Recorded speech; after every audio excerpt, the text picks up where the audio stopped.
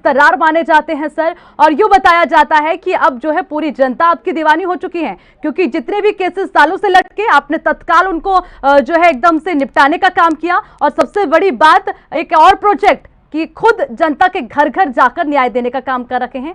तो सर चर्चा का विषय है ये, और जो है लोग काफी आपको मान भी रखे हैं। आपसे ही समझेंगे सर, किस तरह से आप ये काम कर रखे हैं, कैसे जिम्मेदारी निभा रखे हैं सर, बताएं।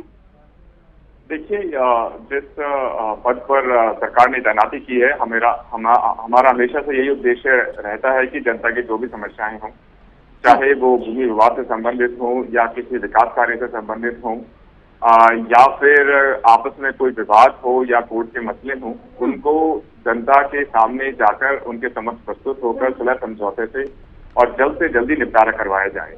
और इसी क्रम में बस्ती प्रशासन द्वारा कई नई पहल की गई, जैसे कि प्रशासन आपके द्वार एवं न्याय आपके द्वार पहल, जिनमें लोगों को यहाँ बुलाने की बजाय चाहे तहसील हो या डिस्ट्रिक्ट हो, हम लोगों के बीच में जाके आपसी समझौते से या जो कोर्ट केस कई सालों से लंबित पड़े हैं उनको काफी भारी संख्या में सुलझाया गया और इसके अच्छे परिणाम भी आए। लोगों ने भी इसका बहुत बहुत साथ दिया। साथ ही साथ जिन विवादों को जो कि लंबित पड़े होते हैं कई सालों से, उसकी वजह से कानून व्यवस्था पे भी उसका बुरा प्रभाव पड़ता है। तो ये देखने में आया कि जब मामले धीरे धीरे सुलझने लगे, लोग भी आपस में एक दूसरे से बातचीत करके प्रशासन के सहयोग से आपस में भी सुलझाने लगे उन्हीं मामलों को, और उसके कारण कानून व्यवस्था भी काफी सुदृढ़ हो पाई। और साथ ही साथ कई मामले, जैसे कि कई बंदे यहाँ पे काफी लंबे समय से लंबित थे, या कई सड़कें बननी थी या तट रोड बनने थे, इस तरह की कई जो विकास की कार्य योजनाएं वो भी लंबित थी, उनमें भी फिर लोगों ने आगे बढ़ चढ़कर अपना प्रतिभाग सुनिश्चित किया। जी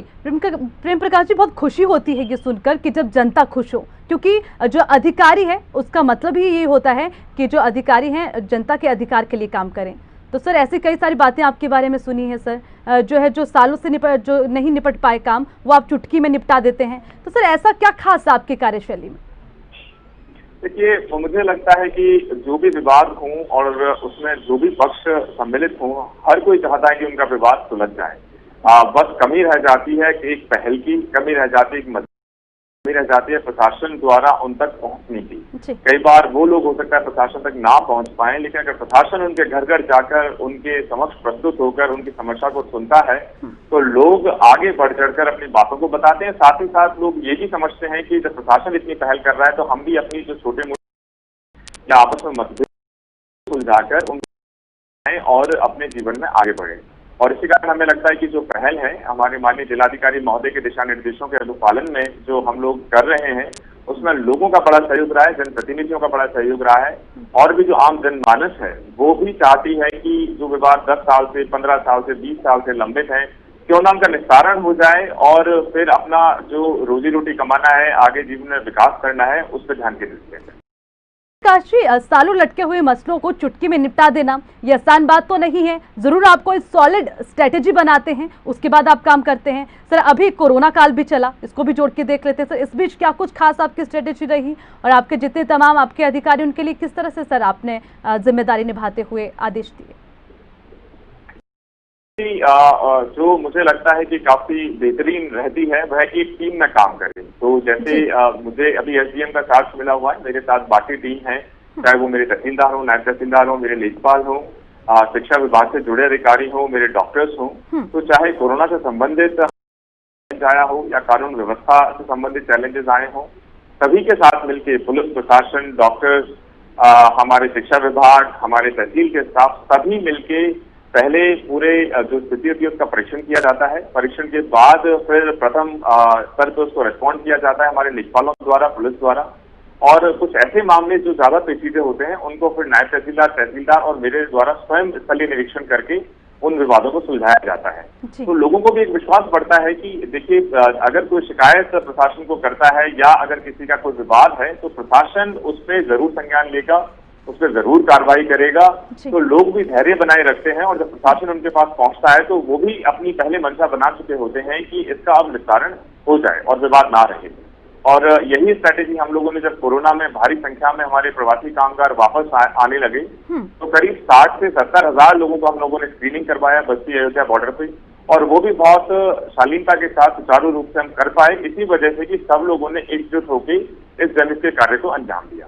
जी, बहुत अच्छी बात है सर। और जनता की बात अगर करें, वो तो जिस तरह से मैंने आपके बारे में जाना पढ़ा सर, सौभाग्यशाली मानती है जनता सर, आपके जैसे अधिकारी द्वार द्वार जाकर उनकी समस्याओं को जानते हैं, पूछते हैं सर।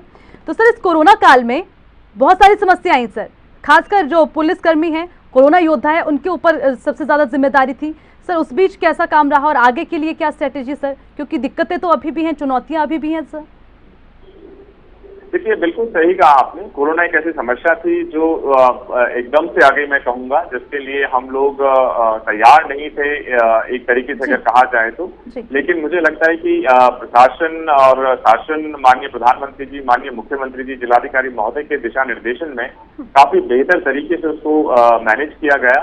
और जैसे आपने कहा, कोरोना वॉरियर्स हैं, चाहे वो हमारे पुलिसकर्मी हो, हमारे डॉक्टर्स हो, हमारा नर्सिंग स्टाफ हो, हमारे लेखपाल हो, या आपदा से जुड़े अन्य विभाग हों, सभी के सामने एक बहुत बड़ा चैलेंज था। लेकिन सभी उस चैलेंज पर खड़े हुए, सभी ने एक मुट्ठी की तरह एकजुट रूप से काम किया।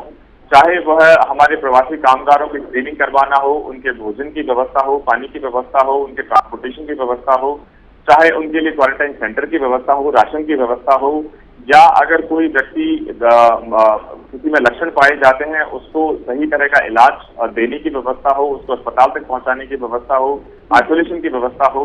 तो एक बहुत ही क्लियर स्ट्रैटेजी हम लोगों ने बनाई कि कौन पहला रिस्पॉन्स क्या रहेगा, सेकंड लेयर ऑफ रिस्पॉन्स क्या रहेगा, कंट्रोल रूम किस तरीके से चलेगा, किस तरह की ड्यूटीज लगाई जाएंगी।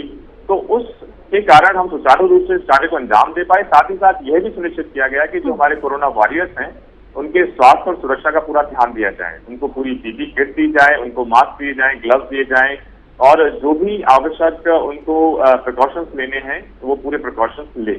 और सभी को बीच बीच में बराबर रेस्ट भी मिलता जाए, ताकि किसी तरह की थकान ना हो, किसी तरह की चिड़चिड़ाहट ना हो, और वो संवेदनशील पूरे इस प्रकरण में बने रहें। और मुझे लगता है कि बस्ती प्रशासन द्वारा ये जो स्ट्रैटेजी बनाई गई, हमें लगता है कि ये बेहद ही सक्सेसफुल रही। और उम्मीद है कि आगे आने वाले चैलेंज में भी, जैसा आपने बिल्कुल ठीक कहा कि अभी चैलेंज समाप्त नहीं हुआ है, चैलेंज अभी चल रहा है, और भी कई चैलेंज आएंगे। हमें लगता है कि अगर हम सब प्रशासन, पुलिस, जनप्रतिनिधि एक साथ मिलकर काम करेंगे तो कोई चैलेंज इतना बड़ा नहीं कि हम उसको सॉल्व ना कर सकें। देखिए सर, आप जैसे बड़े अधिकारियों से बातचीत करने का मेन मकसद यही होता है कि सर क्या कुछ दिक्कतें आप झेल रखे हैं, हमारे जो दर्शक हैं, जनता है, देख रखी है, वो भी समझें और अपनी जिम्मेदारी खुद लें। ये मैंने इसलिए कहा सर, कई लोग ऐसे थे जो बिना बेवजह सड़कों पर निकल जाते थे सर, जो नियम है उनका पालन नहीं करना, और जो सोशल डिस्टेंसिंग है उसका उल्लंघन कर देना, और सर जैसे व्हीलर्स हैं उनको जाने की अनुमति नहीं तो निकल जाते थे, पुलिस के लिए ज्यादा दिक्कत होती थी सर। ऐसे केसेस अब पहले की अपेक्षा कम हुए क्या सर?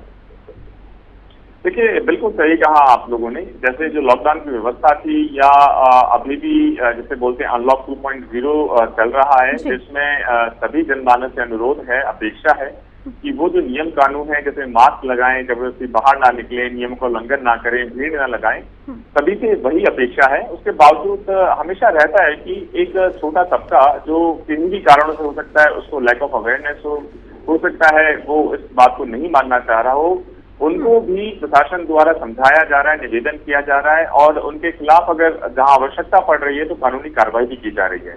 क्योंकि जैसी महामारी की ये जो समस्या है, तो सिर्फ प्रशासन अकेला इससे नहीं लड़ पाएगा। इस लड़ाई में हम सभी विजय हो पाएंगे। तब पुलिस प्रशासन के साथ आम जनता अपना इसमें सहयोग सुनिश्चित करे, खुद सतर्क रहे, अपने अड़ोसी पड़ोसियों को, अपने क्षेत्र को, अपने गाँव को समझाए कि देखिए, अंदर घर में रहने में, जबरदस्ती बाहर नहीं जाने में, मास्क लगाने में, साफ सफाई रखने में, सेंसिटाइज होने में, और सब चीजों को सैनिटाइज करने में हम सबसे ही भलाई है। तो खुद स्वस्थ रहें, अपने गांव को स्वस्थ रखें, अपने समाज को स्वस्थ रखें, अपने डिस्ट्रिक्ट को स्वस्थ रखें, यही सभी लोगों से अनुरोध है। और धीरे धीरे जैसे वक्त गुजर रहा है, मुझे लगता है लोगों में अवेयरनेस काफी ज्यादा है। अभी हम गाँव के स्तर पर भी देख रहे हैं कि लोग बहुत जागरूक हैं। अच्छा। और वो खुद भी प्रिकॉशन रख रहे हैं, साथ ही साथ दूसरे लोगों को भी वो प्रेरित कर रहे हैं कि आप पूरे नियम कानूनों का पालन करें। और मैं आपको एक उदाहरण देना चाहूंगा, जैसे कुछ धार्मिक अभी कार्यक्रम थे, उनमें यहाँ पे बस्ती में हमने देखा है कि पुराने पिछले साल या उससे पहले हम देखें तो लाखों की संख्या में लोग आते थे। लेकिन हम लोगों ने निवेदन किया लोगों से कि देखिए, कोरोना की महामारी है, आप लोग अनावश्यक रूप से बाहर ना निकलें। तो ये मुझे बड़ा कहने में गर्व है कि लोगों ने इस बात को समझा, और जहाँ पे 1 लाख से ऊपर लोग आते थे, करीब 1 या 1,500 से ज्यादा इस बार लोग एकत्रित नहीं हुए, जो भी बहुत सुचारू रूप से सोशल डिस्टेंसिंग का पालन करते हुए। तो लोग भी इस बात को समझ रहे हैं, प्रशासन और पुलिस तो बिल्कुल उस कार्य में लगा ही हुआ है। माननीय मुख्यमंत्री जी, प्रधानमंत्री जी, हमारे जिलाधिकारी महोदय, उन सभी के मार्गदर्शन में और जनमानस के सहयोग से हमें पूरी उम्मीद है कि इससे हम विजयी होंगे। ठीक है सर, ये तो अच्छा लगा सुन के कि सर जनता जागरूक है और अपनी समझदारी का परिचय दे रखी है इन तमाम नियमों का पालन करते हुए। सर एक और जानकारी मैंने आपके बारे में ली कि सर जब बाढ़ जैसी आपदा आई तो उन दिनों कई सारे ऐसे परिवार थे जिनके घर बह गए, उनको कई सारी समस्याएं हुई थी सर, उसको लेकर भी आपने काफी अच्छे काम किए, मदद की सर, जरा उसकी भी जानकारी दें सर। ये बिल्कुल सही कहा आपने कि अभी क्योंकि एक तो मानसून इस बार थोड़ा पहले आ गया, करीब 15 दिन पहले आ गया और बारिश भी काफी भारी हो रही है। और अच्छी बात यह रही कि जैसे ही लॉकडाउन समाप्त हुआ, हम लोगों ने बहुत ही एक क्रिटिकल सर्वे किया गया कि कौन कौन से ऐसे क्षेत्र हैं जहाँ पे बाढ़ प्रभावित हो सकते हैं या होते रहे हैं, कहाँ पे कटान की संभावना है, जिसमें इस बार गांव कुछ घर बह सकते हैं, गांव कट सकते हैं। और 2 या 3 ऐसे हम लोगों ने जगह चिन्हांकित की जो इस बार के इस साल में बड़ी ही क्रिटिकल थी।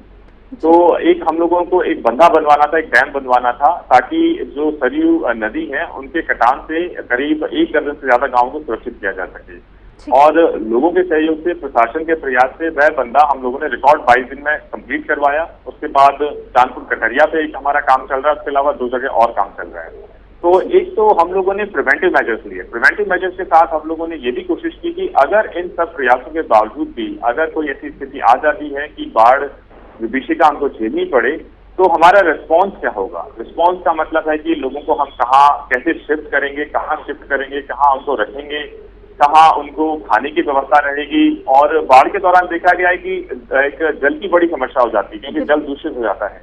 तो उसके लिए पानी की टैंकरों की व्यवस्था हो, या लाइट चली जाती है तो उसके दौरान जनरेटर्स की व्यवस्था हो, केरोसिन की व्यवस्था हो, उन सभी चीजों को सुचारू रूप से मैप कर लिया गया है। बाढ़ चौकियां बना दी गई हैं, लोगों को तैनात कर दिया गया है। और जहां पे नहर कटान या बाढ़ संबंधी जैसे ही कोई सूचना आती है तो बाढ़ विभाग के साथ प्रशासन, पुलिस लग के उसको तुरंत रिस्पॉन्ड कर रहा है। और बड़ी खुशी हो रही है कहते हुए कि अभी ऐसी कोई घटना नहीं हुई है हमारे जनपद में और हमारे क्षेत्र में जिसमें बाढ़ की वजह से किसी को जानमाल की क्षति हुई हो। और जैसे कुछ जगह ये भी शिकायत आई है कि उनका कुछ बह गया है, कोई उन्होंने छोटा मोटा अपना सेटलमेंट बना रखा था, तो उन लोगों का सर्वे करवा के जो भी नियमानुसार उनको क्षतिपूर्ति बनती है वह क्षतिपूर्ति भी त्वरित रूप से उनको दी जा रही है, ताकि गरीब इंसान, गरीब आदमी अपना उससे भरण पोषण सुनिश्चित करे। ठीक है, प्रेम प्रकाश मीणा जी, बहुत बहुत शुक्रिया, तमाम जानकारी आपने दी। तेज तरार IAS हैं आप, बहुत अच्छे अधिकारी हैं, बहुत अच्छा काम कर रहे हैं, जनता आपसे बहुत खुश है सर। उम्मीद करते हैं आगे भी आप अपनी ऐसे ही जिम्मेदारी निभाते रहें। बहुत बहुत शुक्रिया सर हिंदी खबर से बातचीत करने के लिए। फिलहाल के लिए इतना ही, देखते रहिए हिंदी खबर।